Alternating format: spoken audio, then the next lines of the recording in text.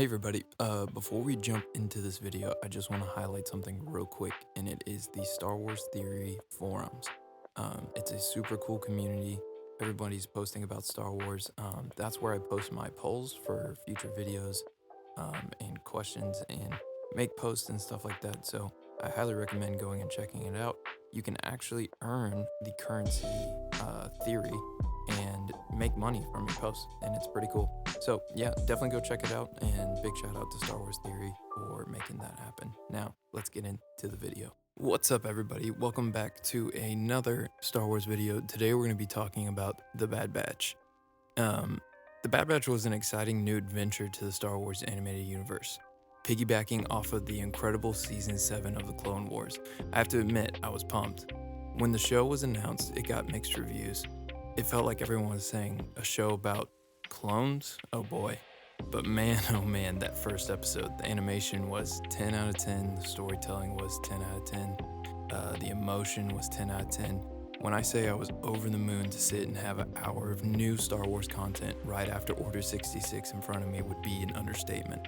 But as the season went on, it became very repetitive. Seeing how the galaxy was reacting to the Empire's shift of power was reminiscent of Rogue One, and it was incredible. But when we came to the Sid arc, it felt like a leveling side quest in an RPG.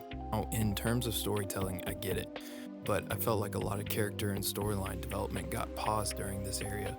Whereas if they would have added more of this during these side quests, as I call them, then the show would have been incredible in my opinion. Seeing Cad Bane was one of my favorite moments in the season, and I audibly said, no way, dude. But that's a whole show in a nutshell after the first few episodes. You'd watch an episode with something incredible, then have 2 filler episodes. It felt like the writers didn't know if the next episodes were going to air or not. Now, Omega was an interesting story arc that I feel could have had some more development and explanation, because she went from annoying to amazing and back to annoying. If the adventures of the Star Wars universe teach anyone anything, it's that you can't be nice all the time, and you definitely can't save everyone. It seemed like no matter what the villain at the time did, Omega had to amend the relationship and try to save them. Some instances of this were touching, like with Crosshair in the finale, while others didn't make sense, and sadly I feel like Omega saving Crosshair lost a lot of emotional weight, because at that point everyone was like, oh, it's just Omega being Omega again. Aside from these points, I do believe the show was really good, and everyone is always a critic. I feel like so much more ground could have been covered in terms of storytelling. The finale within it of itself was underwhelming. Kamino going through its destruction also felt lackluster because of the same story arc as the Sid missions. Bad Batch has an objective, something goes wrong, Omega gets separated, they regroup and leave. I almost had to remind myself that a whole city and birthplace of the clones was being blown to shreds. Despite the underwhelming feeling of the finale, we did get some cool Easter eggs from Legends that are now canon. Mount Tantus in Legends was the Emperor's cloning facility and home to the mysterious Dark Jedi known as the Guardian that protected the secrets within.